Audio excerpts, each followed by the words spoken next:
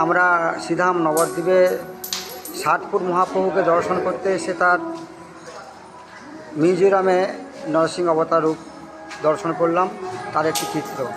তার সঙ্গে দেখুন গোপালকে দোলানো হচ্ছে, দেখুন গোপাল দুলছে, মায়েরা গোপালকে দোলাচ্ছে। হরে কৃষ্ণ।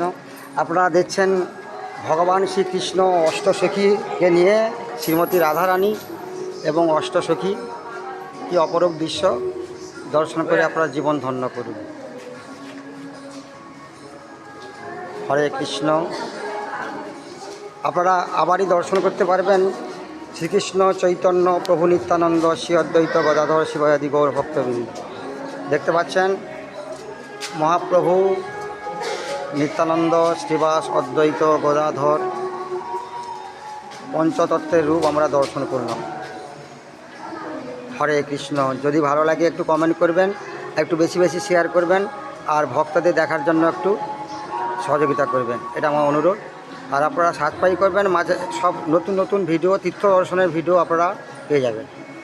আর আপনারা গৌরাঙ্গ দাস ধর্মকথা এই চ্যানেলটাকে ফলো করুন, তাহলে আপনারা দেখবেন অনেক কিছু যে অজানা জিনিস আপনারা দেখতে পাবেন। হরে কৃষ্ণ।